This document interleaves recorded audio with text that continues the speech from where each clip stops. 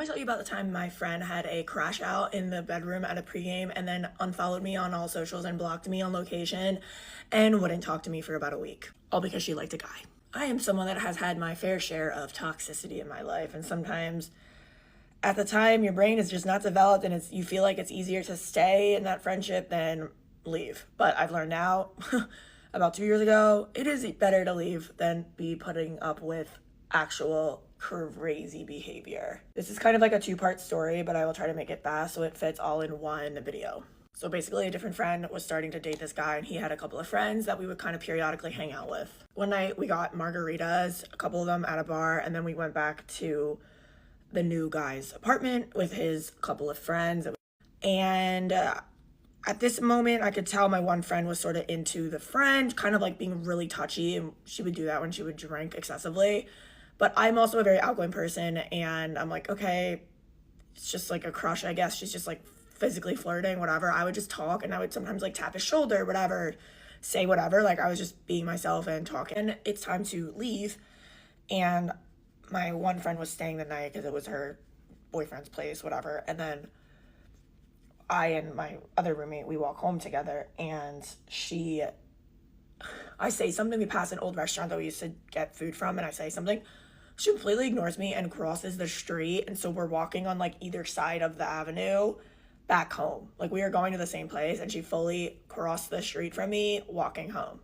I was like, okay. And mind you, I was leaving for the weekend, so I wanted to like nip this in the bud, and I like texted her the next day. Like I wasn't gonna see her because she had plans on that night, and then I was leaving after work on the following day, so I like texted her, and she basically was like, I thought it was clear I liked him, blah, blah, blah, blah. And I'm like thinking, okay, I was just talking to the guy, like what? She kind of apologized and whatever. I was like, all right, like I'll let it go, fine. Like it wasn't so bad. You just like ignored me after and like wasn't causing a scene. But now here is the actual scene part.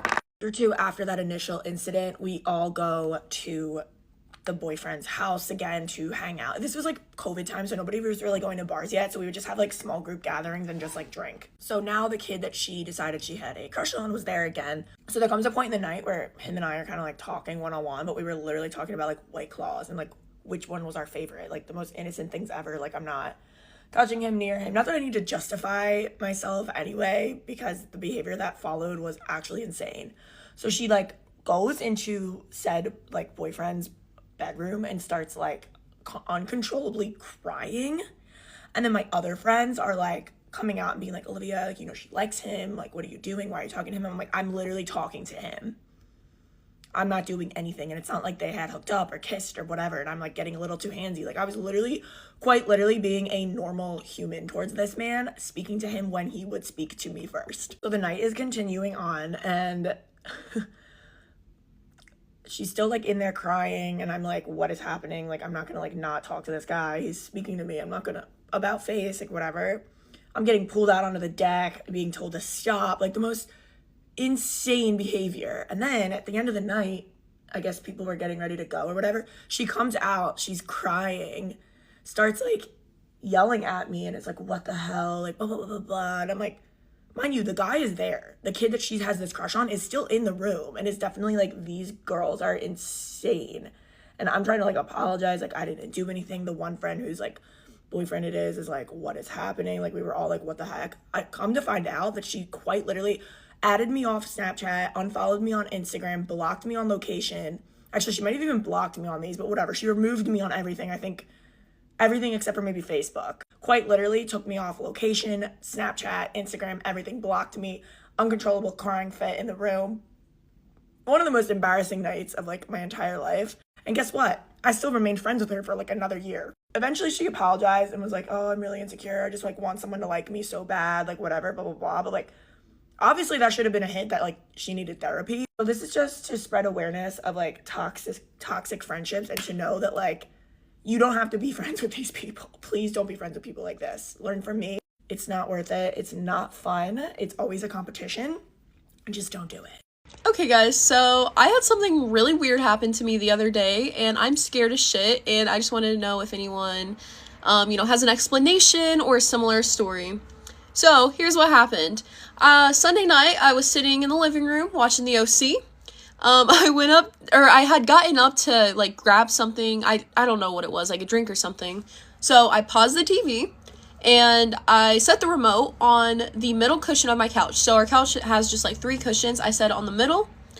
We have like a blanket draped over the couch, so I set it right on top of that in the middle, right? Went up to go get whatever I was getting. Came back, and now the remote is gone. So I was like, what the fuck? Like, where'd it go? I definitely put it right there. All right, so, you know, I look around for a minute. I couldn't find it, so I was like, whatever. Like, I'm about done watching TV. So I just go to my room, okay? All right, and then the next day is Monday, so I had gotten home from work on Monday, and my mom was here, and she's getting ready for work, and I asked her, I'm like, hey, did you happen to find, like, the remote for the living room? Like, I can't find it. And she's like, no, Kaylin, like, I haven't been home. I was like, okay, whatever.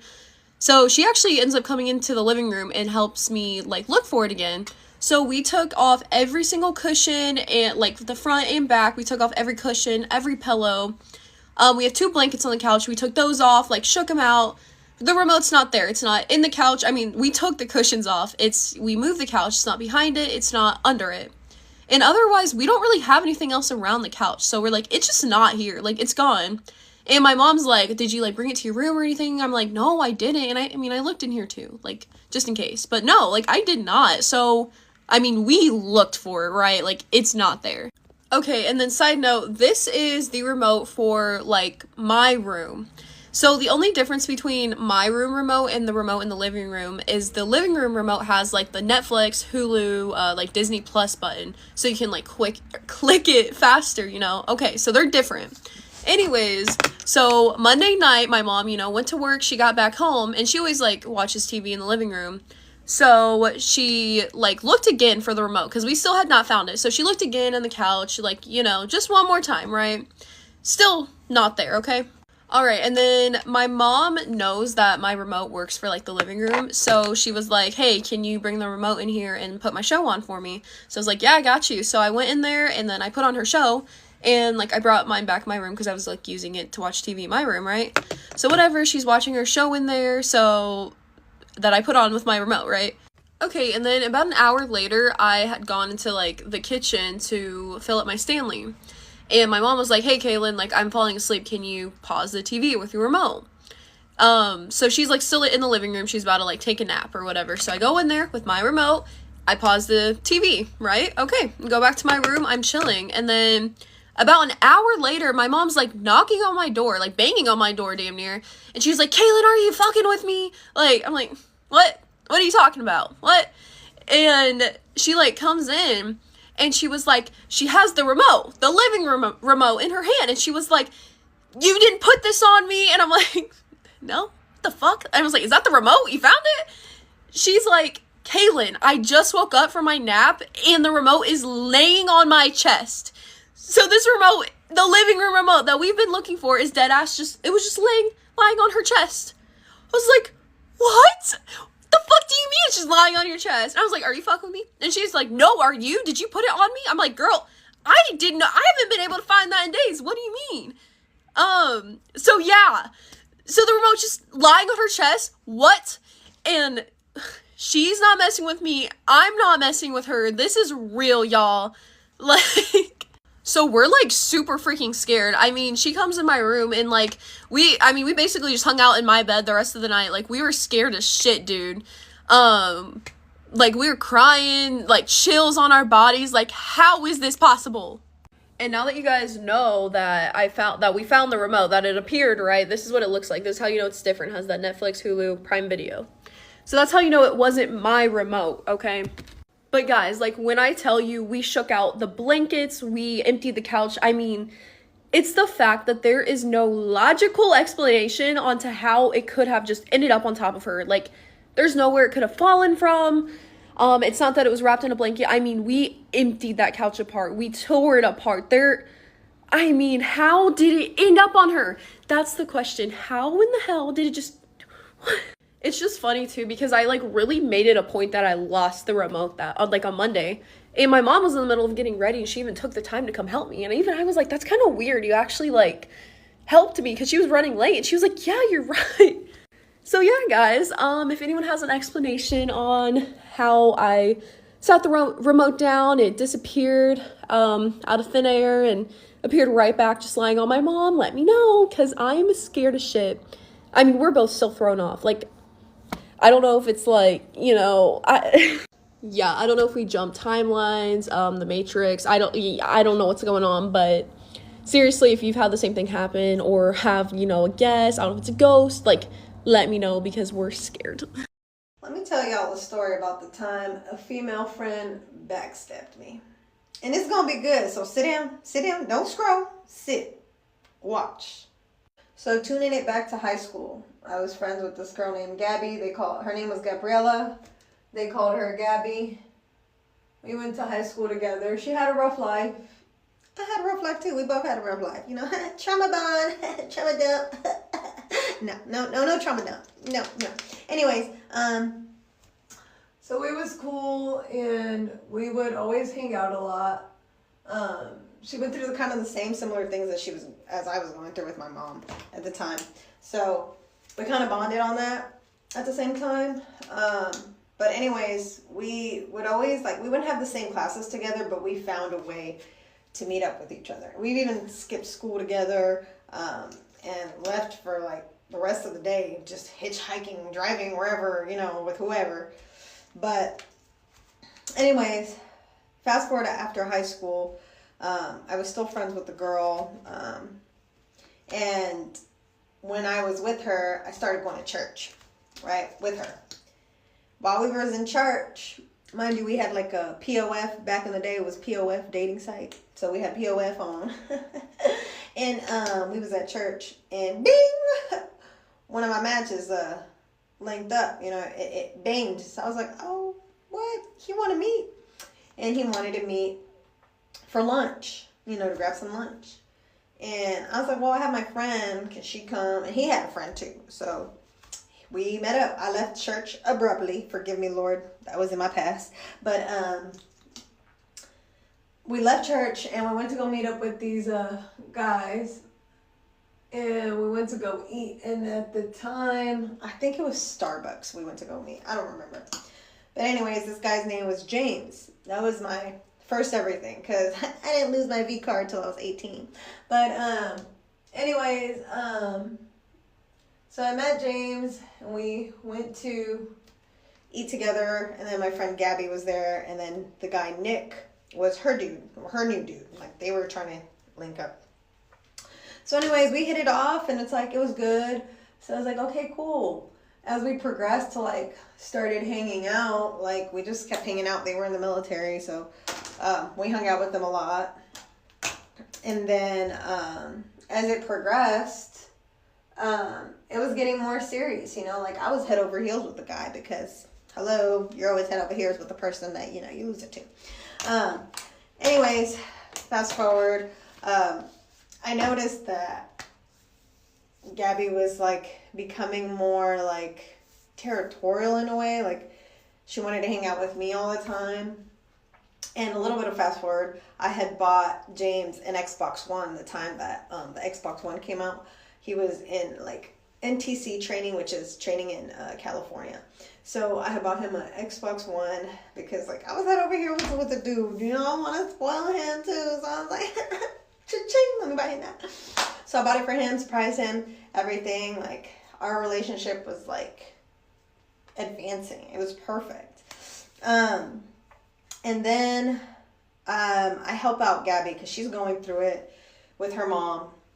And she gets a hotel, so I go with her because I'm okay, cool. Mind you, I'm dating James at the time, and she's dating, I think, Nick. This is where it gets crazier, so stay. Before I continue to the hotel part, mind you, I was head over heels with James.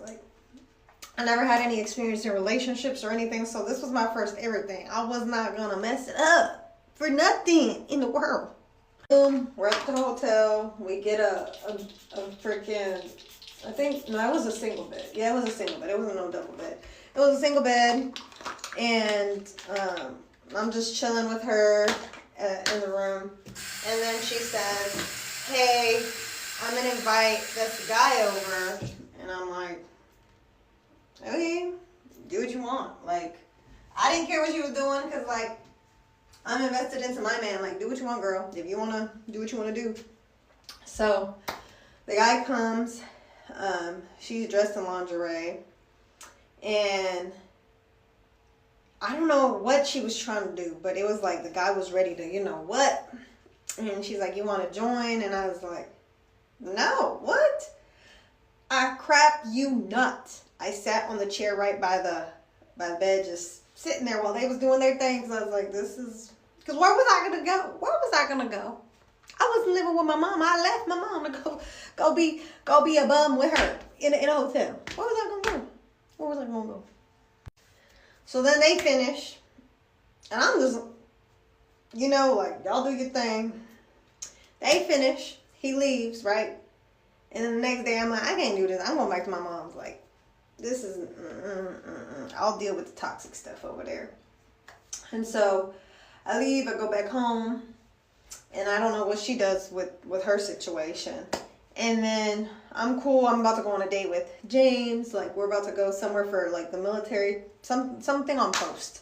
And I said, okay, cool, let's go.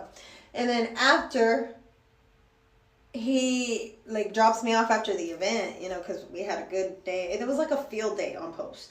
And I had a cute outfit, girl. I had, like, a cute little skirt, long skirt, cute shirt. I was like, it was cute. It was cute. But anyways, I get dropped off after.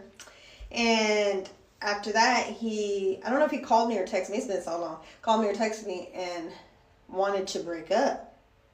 And my heart was devastated. I was like, what you mean? What did I do? Come to find out, Gabby told him that I hooked up with some dude. And so Gabby told him that I had slept with the dude that she had slept with at that hotel. That we had all did the shebang. When I tell you I was flabbergasted, I said, what? She told you that? I was like, that never happened, bro. And then she started sending me text messages from Gabby saying, like, she's not to be trusted. I think you should have never been with her. You should have been with me instead of her. Da, da, da, da. And I'm just like, you seriously going to believe what she's saying right now? Over what I'm telling you? Point of the matter is, homeboy legit, like, broke up with me. I was so heartbroken because I knew deep down, I was like, I did not do that. I never fumbled that relationship. So I remember being devastated, crying, and I went off on Gabby, and I was like, why would you tell him something like that? She's like, I don't know what you're talking about. What? Girl, listen, I was devastated. He didn't want to talk to me. He had blocked me, whatever. And I just cut her off because I was like, what the hell? Come to find out, then later, he flew out to Washington for some, like, break from, like, the army or whatever. Then post a Facebook post saying engaged to some other girl in Washington. And I said, what is going on? That girl was the backup plan in case our relationship didn't work out. So it blew my mind. It blew my mind. That boy was everything to me. And one little lie from a girl that wanted my life so bad and wanted to date me because she was obsessed with me too can just ruin everything. And that is why I don't trust that girl. I don't. Nothing. I wish her well. Many blessings, but from afar, because every time there's more stories with her, but every time I would not be friends and then reconnect with her, it was always another crazy thing happening in my life. And I was just like, this is my sign to just cut her, let her go.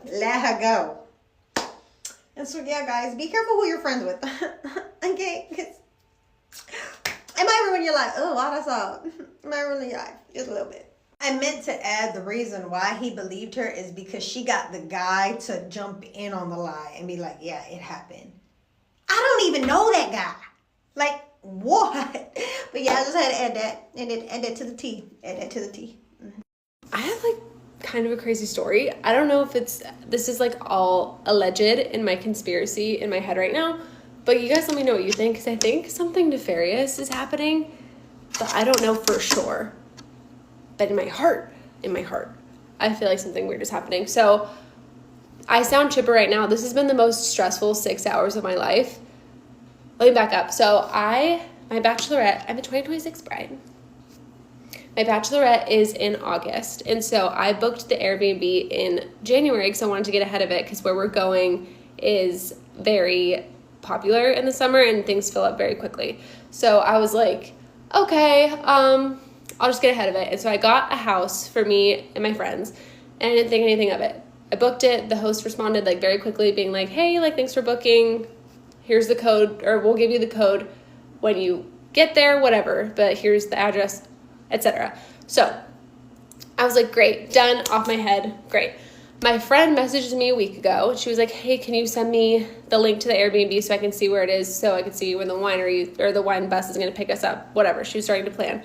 I was like, yeah. So I sent her the link and she was like, that link doesn't work. And I was like, that's weird. But I had the one like saved in my notes of being the link to the Airbnb. So I went to my Airbnb account and I sent her the info from my actual account, screenshots of the actual listing. But it kind of bothered me that that link didn't work. A woman's intuition is the greatest gift you will ever have in your life. Let that be known. But it was just kind of, I was bothered. I was like, why did that not work? I just had a feeling. I had a little itch inside. And I was like, let's go off this. So I sent the host a message last week, some bullshit thing, being like, hey, is the check-in time strict? Just like to see if she would respond. And of course she didn't. And I was like, okay, Monica, you're stressing me out now. So I messaged her again today, being like, hey, queen, where are you? Hello? Being like, hey, I haven't heard from you, and like the listing isn't active anymore, and I've seen so many Airbnb horror stories on here. So I was like, oh my God, it's happening to me. But she didn't respond. And so I'm crazy, and I reverse image searched the living room picture just to see what would come up on Google. And I thought it would come up in my head, like I was like, maybe it's gonna come up, but it didn't. It came up on Coldwell Bankers as an active real estate listing for sale. The house that we're supposed to stay in, like active. They posted it in February. And I was like, oh my God, we're getting scammed. Like, what? I was just shook to my core. So I'm panicked. This is all happening today. I gone into Airbnb's customer support and I was like, I need a real person right now. That's like literally what my message said. I'm like, I don't want this AI bullshit. Get me to the front of the line. Something is happening. So thank God I got to a real person. Amanda, if you're saying this, I love you big. But this girl, Amanda, answers and I give her my spiel. I was like, Amanda, I'm suspect. And I think you should be too. And she was like, I am also suspect about this. Because she was like, I guess usually when people deactivate listings, you'll get your money back immediately because it's no longer a listing. And that didn't happen. And she was like, that's weird that didn't happen. And I'm like, yeah, Amanda, you're telling me I'm out of money. Thank God this didn't happen right before we were going to go. She was like, Queen, I got you. We're going to figure this out. She's like, I'll message the seller or the host and see what's going on. I was like, Amanda, you're not going to have any luck. I mean, maybe you will because you're the boss, but she's not responding to me. So Amanda messages her, and I'm sitting here, like, ruminating over this, being like, oh, I can't believe this is happening, whatever. And Amanda responds, and she was like, hey, she didn't respond, but there is an active case that the seller said that there was some sort of personal emergency happened, so maybe that's why she's not responding. And I was like, Amanda, so respectfully, I don't care. I just want my money back. Like, something weird is happening. Like, what is going on? This is where the story gets interesting. So this is all my conspiracy, but she said that to me, and I was like, okay, that's weird, but whatever. I went to look at the Airbnb reviews of this place because she had a bunch, but I didn't actually read them. Well, I saw that there was 5 stars, so I was like, okay, this is probably fine. But the most recent review is from January of this year, and it was a 3-star review, and I clicked on it, and okay, wait, I want to see if I can attach it here. Hold on. Actually, I'm not going to do that because I don't want to give any info on this yet until it's solved. But it said, house was good, host was responsive. Or it said, house was as pictured, host was responsive. But when we walked into the home, we were overcome by the smell of a dead animal or a sewage leak. And then I guess they were like, the host message and someone came by and said that there actually was no smell, but we all smelled it and there was 10 of us, and so we decided to relocate as a whole group because it was so bad. And oh my God, and in my head I'm like, Amanda told me that the seller said that there was a personal emergency that happened, someone stayed there and smelled like a dead animal. and now the listing is for sale. So I'm like, did something happen? Is Monica even alive? Like, what the fuck? I don't know. Something feels weird. I was like, wait, what? Immediately after, the house went for sale February 1st. Let's call it February 1st. And the last people to stay in that house said there was a horrible rotting smell. And now Monica has some sort of personal emergency that happened. This is, like I said, ongoing. I'm waiting for Amanda to respond, but I don't know if they would tell me if somebody died. Maybe they're just gonna be like, here's your money back, bitch, and like call it a day. But if she responds, I'll make part 2. If anyone cares. I feel like no one's gonna see this, but like, is that not crazy? Is that not bonkers crazy? I don't know. Okay, everyone, I have my part 2. It's happening. It's ended, actually. It's over. But, okay, so I left off with, I was waiting. Amanda was like, I'm going to message the host and we're going to get this squared away. We're going to figure this out. And I was like, okay, Amanda, you do that. While I was waiting, I texted 2 of my friends and I was like, you are not going to believe what's going on right now. So both of them were immediately on the case. They were like, that's crazy. And so 10 minutes goes by. They're both like trying to figure out information. My friend sends me a link to an obituary, and it is none other than Monica. It's Monica's obituary from the end of January of this year. And I think that this is an original experience for everyone involved because my Airbnb host straight up died, which is devastating. I'm not trying to be insensitive at all, but like, out of all the Airbnbs I could have chosen, okay, so Amanda calls me, and I was like, Amanda, I think I know what you're going to say. She was like, it does seem like your Airbnb host did pass away. And I was like, yeah, so kind of what do we do? Like, I don't know if there's a rule book for this one. And I don't think Amanda could have told me how she died, but my friend did also find a link to a news article of someone named Monica who passed away in a collision on the same day as her obit said she died. So I'm pretty sure she died in a car accident. Obviously, that's not for sure. I hope it has nothing to do with the smell in the house. I think these are just separate coincidences, but she did in fact die. So that's kind of where the story ends. And I did get a refund, and I'm really sorry for your family, Monica. But I guess for the first night of my bachelorette, we will pour one out for Monica. But I cannot actually believe, like, this was completely off of vibes alone. I had no reason to think that someone was actually dead. So I will never doubt my intuition ever again. So that's the end of my story. I hope y'all enjoyed. Sorry it wasn't as paranormal as it could have been, but that's that. And that's that. And I did find another Airbnb, and things are going to be okay. But pretty crazy. I am posting on here because I'm at my breaking point and I don't know what else to do. I live in a dorm on campus. I'm a senior, and I've never had this level of residence life not caring ever before.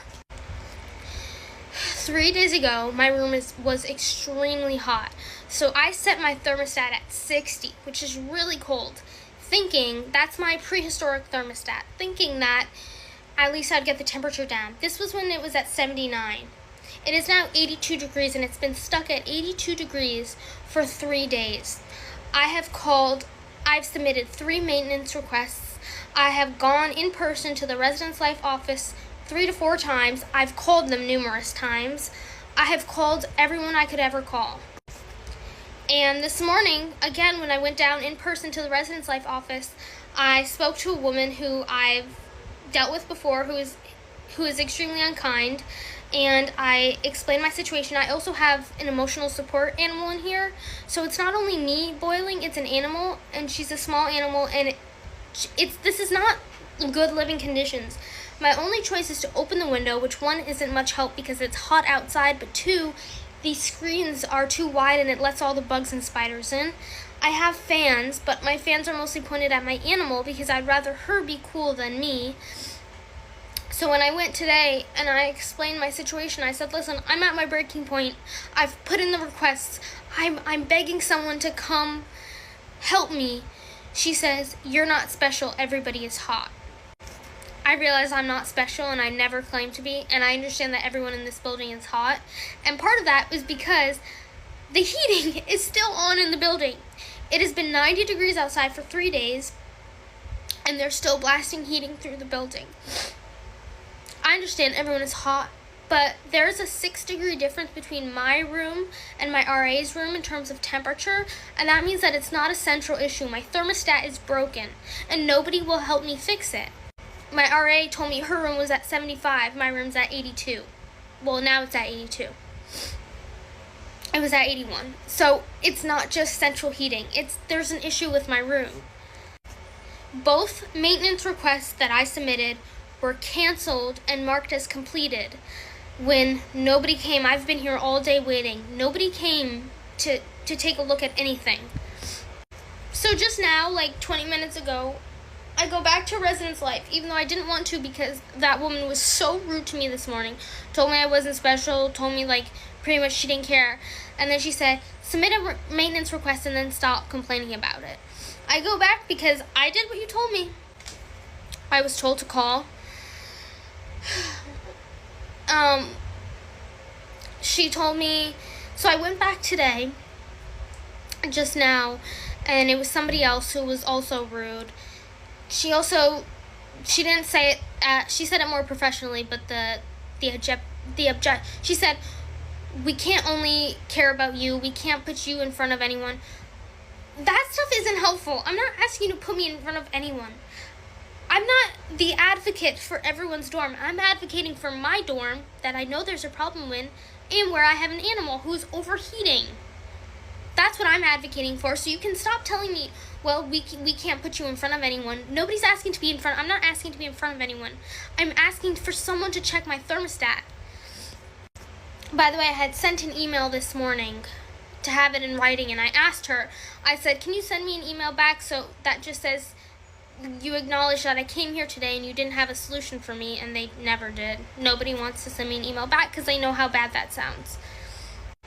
Anyway, while I was in the lobby having a breakdown after the second residence life employee was rude to me, a man who looked like a maintenance worker was walking past. I flagged him. I said, excuse me, are you maintenance? He said, yeah. He was there for an unrelated issue. I said, please, sir, please, can you come look at my dorm? Please come look at my room. It is too hot. He agreed to, because I was crying and I think he felt bad. He agreed to come look. My mom was on the phone for all of this. He agreed to come look. He said that they had just started the process of turning the building's heating off, but that since this building has no AC and all that, like, I'm just pretty much that it's gonna be like this until I graduate, and that his only advice for me is to get a bigger fan. That there's nothing else I can do. I said, can I get like a temporary, like the AC unit? Can I, like, there's other stuff to do. I'm not just accepting that I'm gonna live like this. He said, oh, that can be done maybe with a doctor's note. I will get a doctor's note if I need to get a doctor's note. Anyway, I guess I'm looking for advice. I need to know what can be done to escalate this. I feel like it is abysmal for them to... There needs to be some sort of due diligence, right? We pay here, and Residence Life claims that they're here for student safety and for student issues. You can't claim you're here for student issues when a student goes down with an issue, you tell them they're not special. There needs to be some sort of due diligence. When somebody reports an unsafe living condition, reports an issue, somebody should have to come check it out. What else are you there for if that's not your job? Somebody has to come check it out and deem it safe or unsafe or whatever.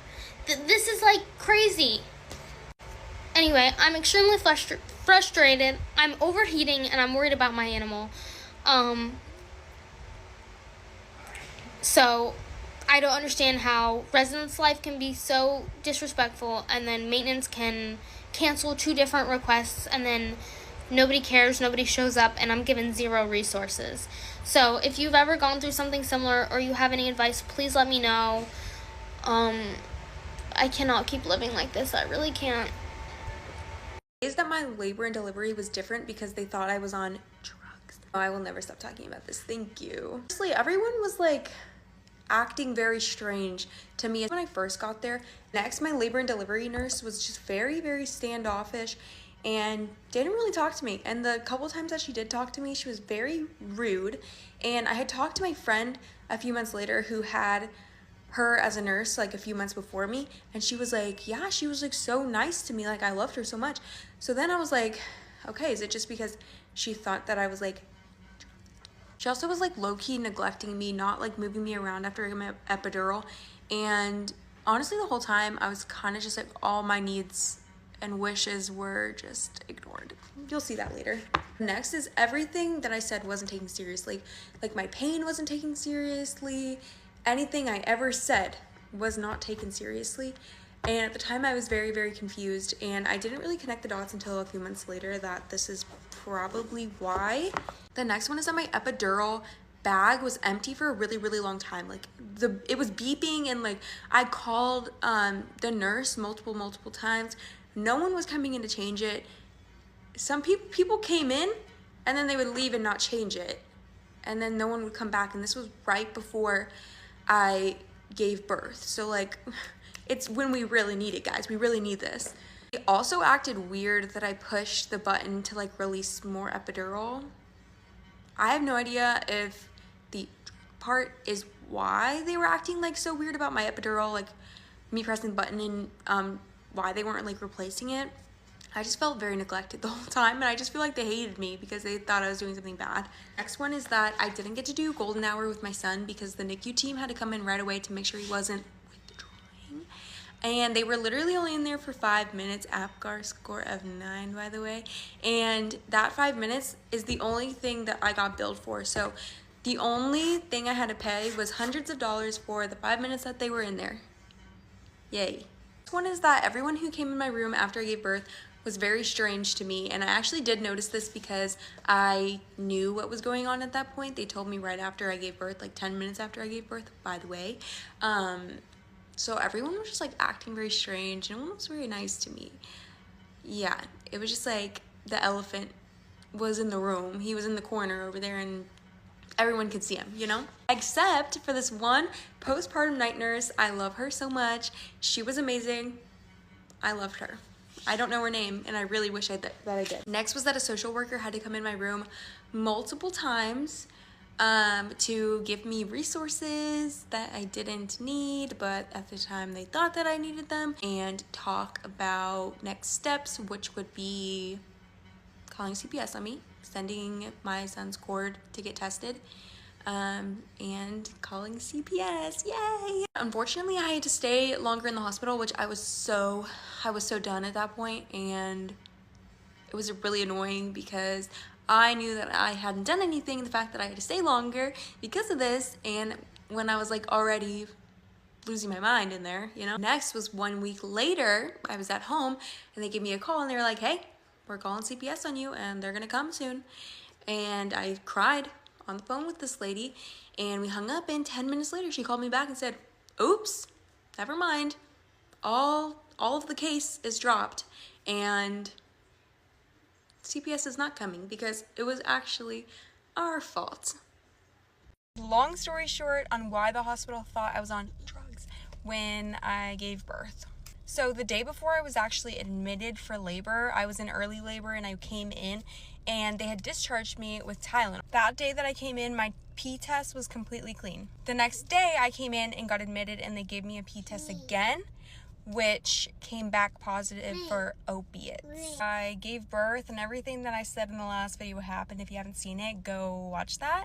And then 10 minutes after I gave birth, the nurse was like, did you take anything? Your pee test came back positive for opiates. I was like, no, just the stuff that you guys gave me. She was like, yeah, it's not from that. We took this pee test before we gave you like the the IV pain meds and the epidural. I had to stay longer. The social workers came in my room and gave me resources and also said that the next step would be sending my son's cord for testing, like his cord blood, I think, for testing. And if that's positive, then they would have to call CPS. So again, this is a very, very long story short. There is so much to this that I could go into, but anyway, then like I said, about a week later, they call me and they're like, hey, his cord blood came back positive for codeine, so we have to call CPS.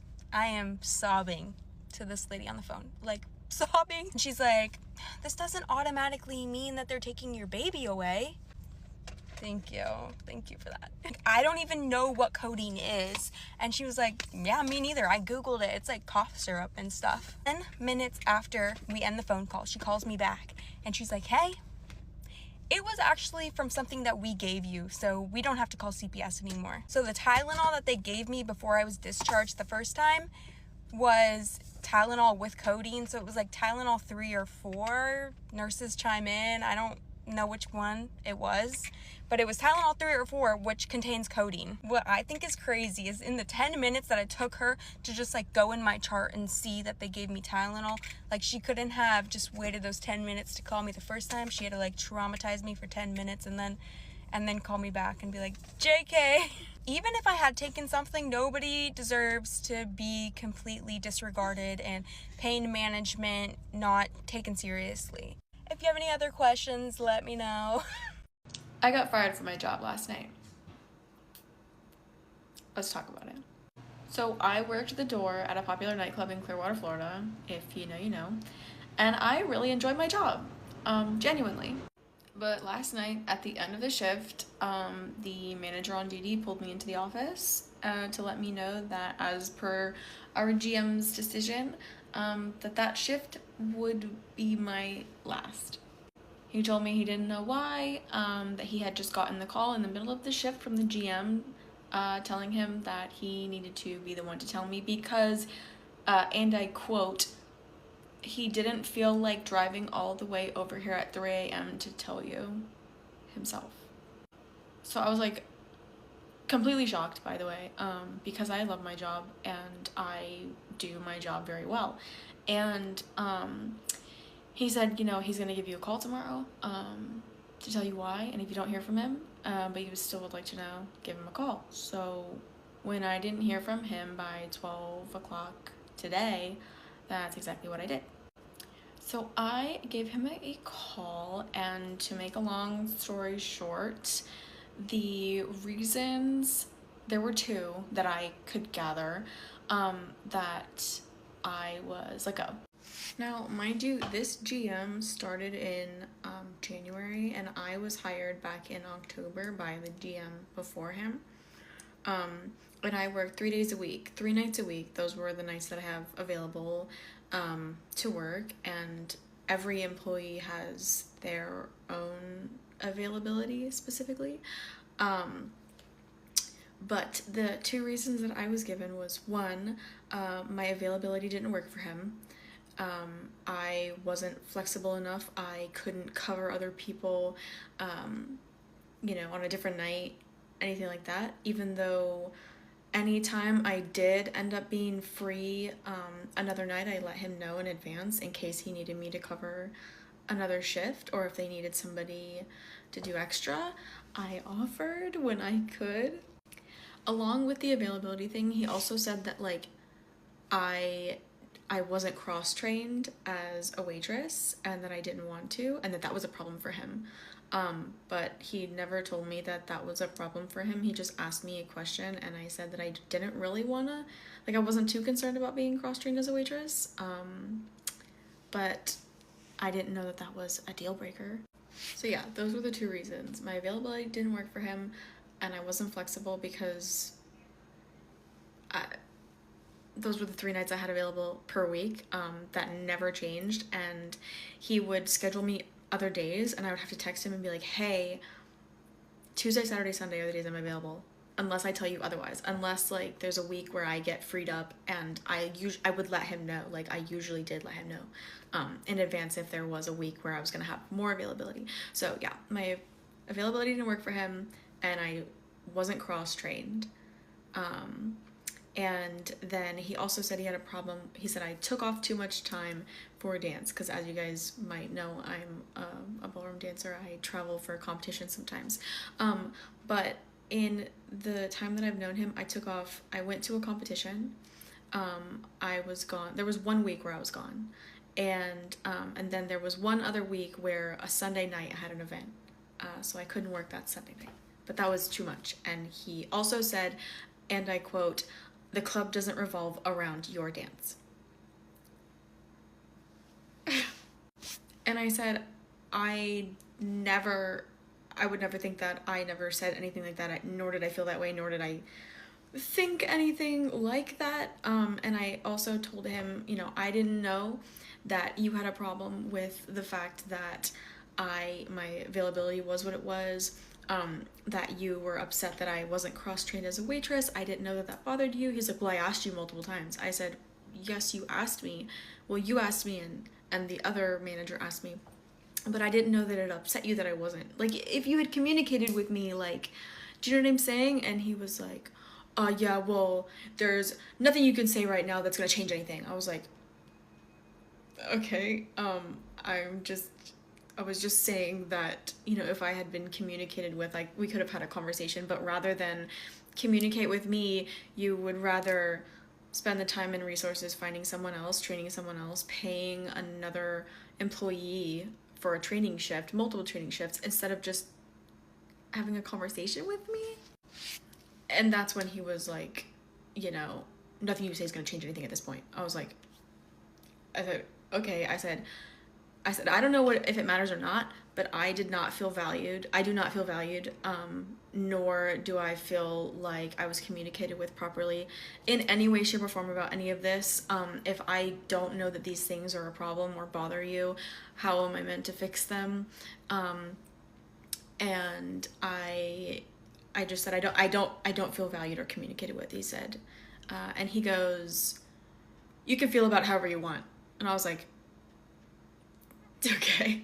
I was like, okay. I said, just hopefully in the future, I guess, you know, best of luck, but, you know, hopefully communication in the future might be better, you know, between employees and, you know, about your expectations and stuff like that. And he goes,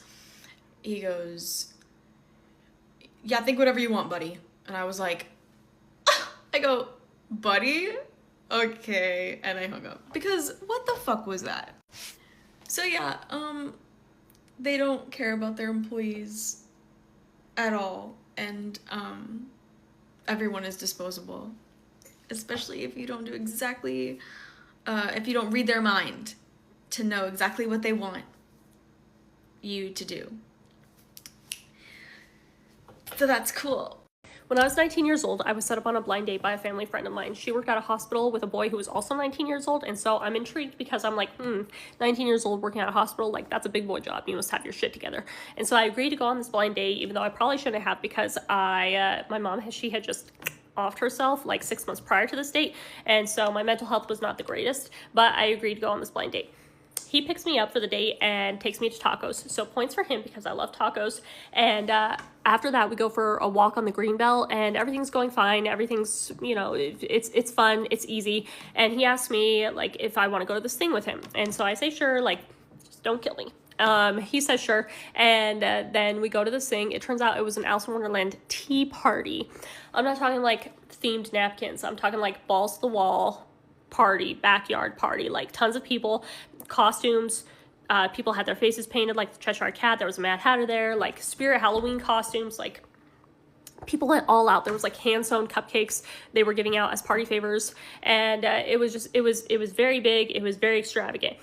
Plus his whole family was there. I met his mom, his dad, his sister, his aunt. Like, I met his entire family on the first date.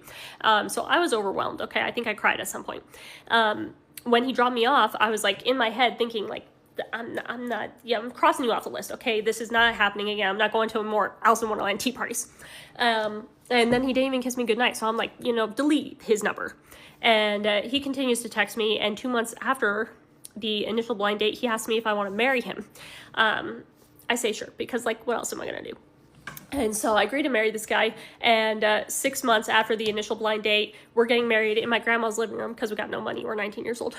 And now it's been almost 13 years, and we have 3 kids together, and like 2 dogs, and a mortgage, and cars, and like 401ks, and fish. We used to have 2 RIP coral.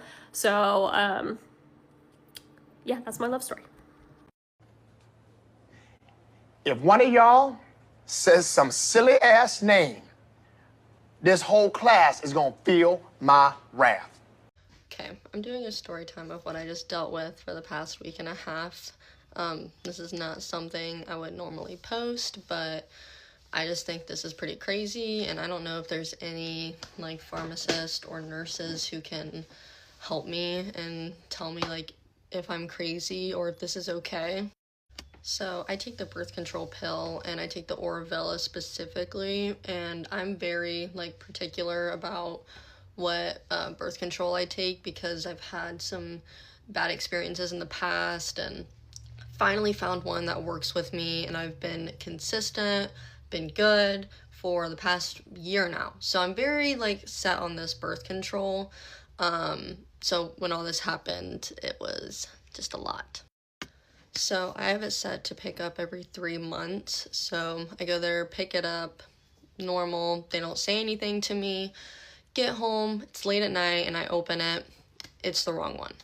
And this is extra frustrating because this has happened before, and it wasn't as extreme as this, but it was still like annoying. And so that's why it made it that much more annoying.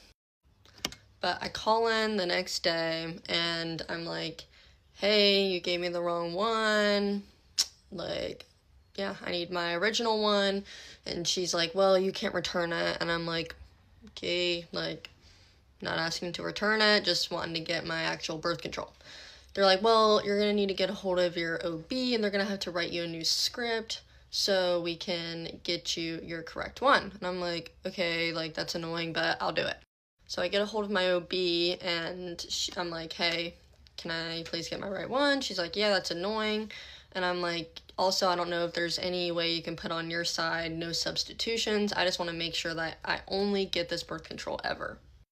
After they write me a new script and all that, they said, okay, it's going to be ready the next day. It'll all be good. I call CVS. They're like, yes, come in. It's going to be ready. So I'm like, heck yeah. Go in. It's not ready. They're just like, yeah, I don't know.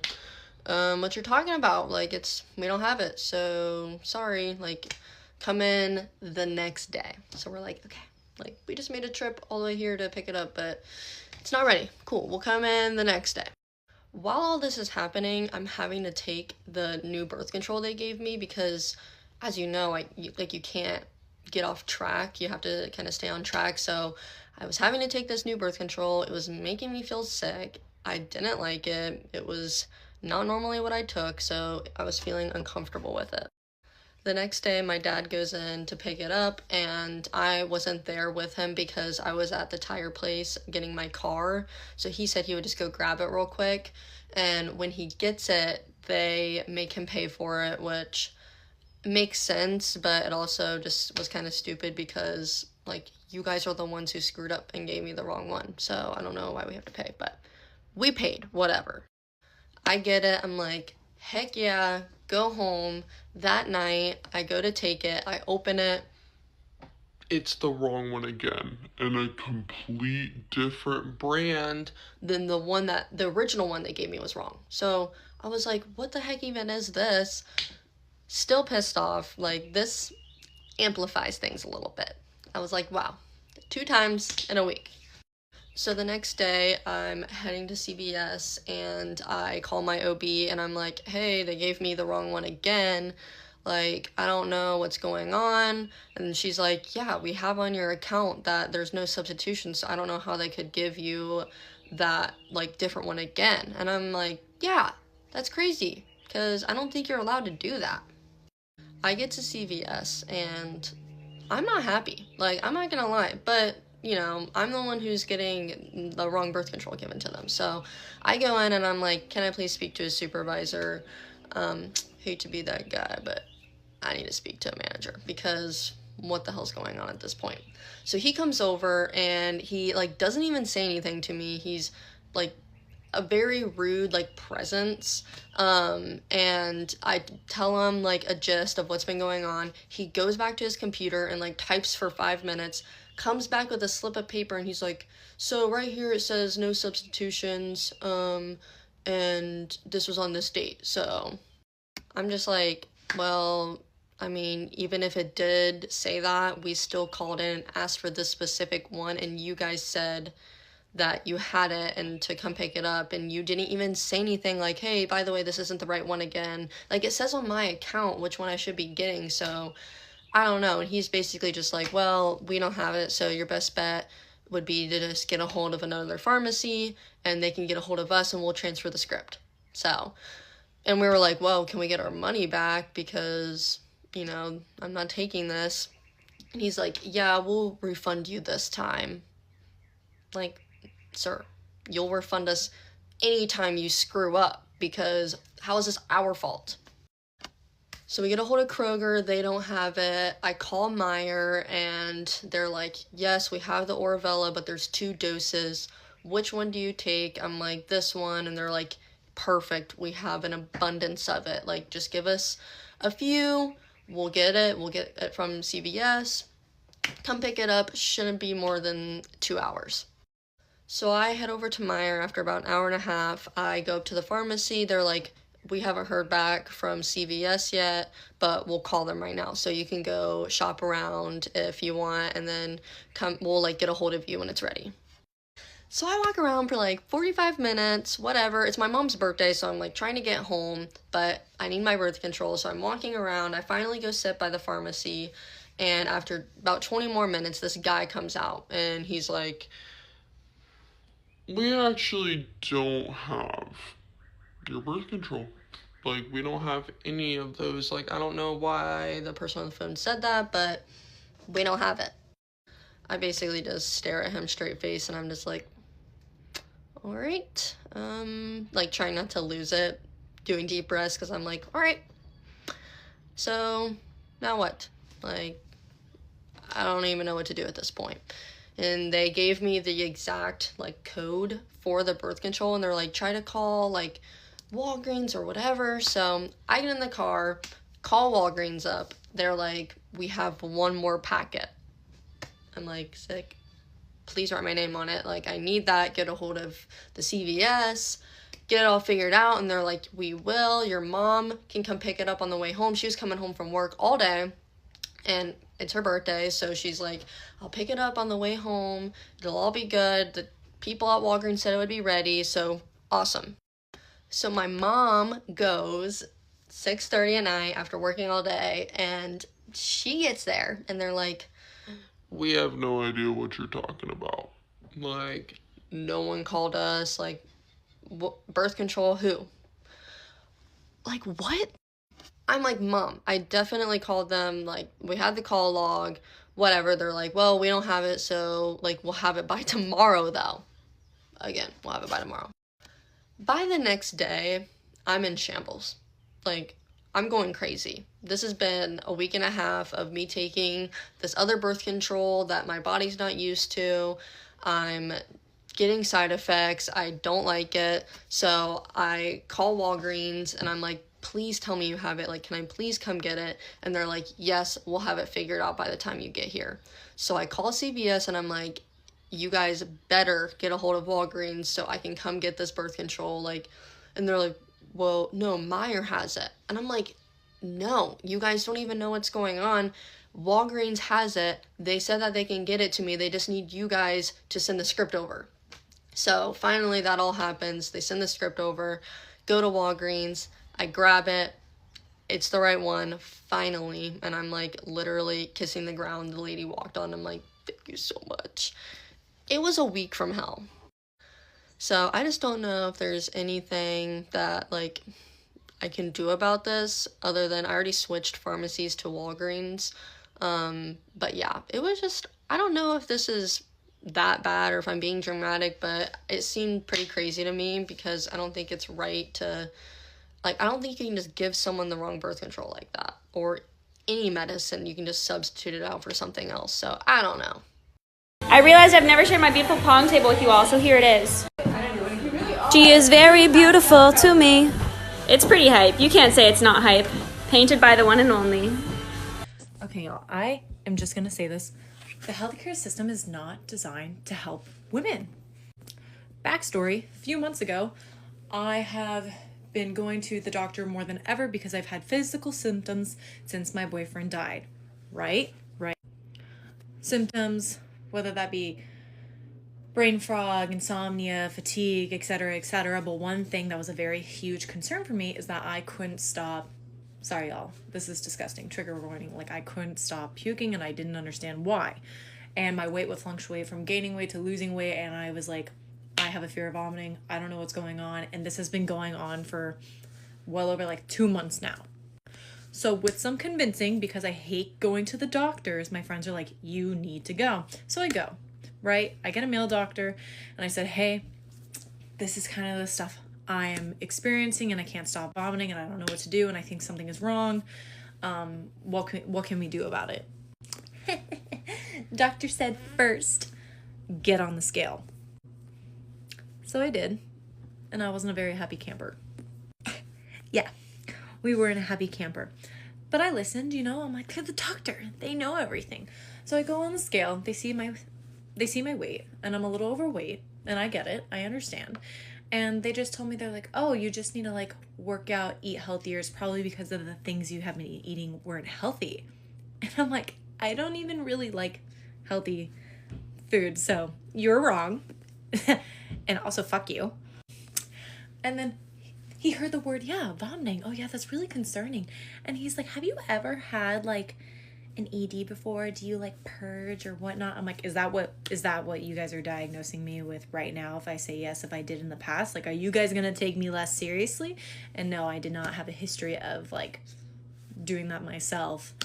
But I was like, why? You guys would totally take me less seriously if I said yes. And so I said, obviously no. So what's gonna happen now? If it's not that, what are you gonna do for me? And then they're like, oh, I'm gonna refer you, this male doctor, he's like, I'm gonna refer you to the behavioral department and you're gonna be talking to one of the doctors there. And take note, right before then, I told him what happened to my boyfriend. I told him the symptoms that I had. I told him what I did for a career. Like, I literally was like, I work for a doctor every single day. I work at multiple rehabs and medication and stuff. So like, I'm pretty well aware. And so when he said like the behavioral health, and he tried defining what the behavioral health department is, and I interrupted him and I was like, I'm very well aware of this and this is kind of insulting and I feel like you're mansplaining to me, and I know you're trying to be respectful and whatnot, but I think this is quite insulting. Anyway, so what I walked out of that was a behavioral health referral, and I got mad, really, really mad. And then so I stopped going to the doctor. I was like, you know, fuck this. I'll just deal with it myself. Clearly I can't deal with it anymore, because then it got worse to where like maybe like about a month ago, I couldn't stop puking to where I had to like cancel my clients on Thursday and Friday. And I had to call a friend being like, hey, can you get me? Like, I have no strength to commute to urgent care. My friend drives me to urgent care. I go see the doctor. I'm like, it's another male doctor. Not saying all male doctors are bad, but I just had a really bad prior experience. So then I'm like, okay, talking to him. And so I told him, I said, I'm dehydrated. So I get an IV, hate needles, get an IV for staying hydrated. And I said, doctor, I'm going to be honest, I'm not going to leave unless we have something. We're doing something. It's not just a medication. It's not just a referral. Like, I just need something to be done. He hears me after complaining about it and refusing to leave. We get a CT. Everything came out like okay-ish. And then, thank God, addressing my concerns, and I like had to show pictures. This was disgusting. I showed pictures of what would happen if I ate, and it would just come up an hour after. And he's like, you know what? I'm gonna go do a referral. You're gonna do an upper GI and endoscopy. I'm like, fantastic. Go today. I got the imaging.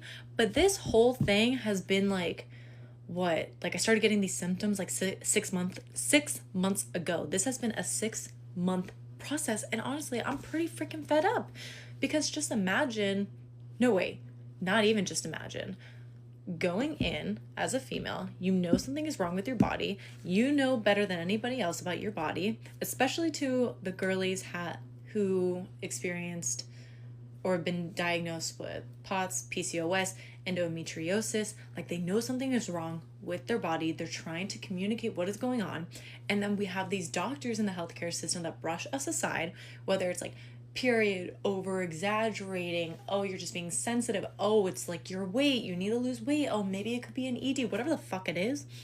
It's like we're so like minimized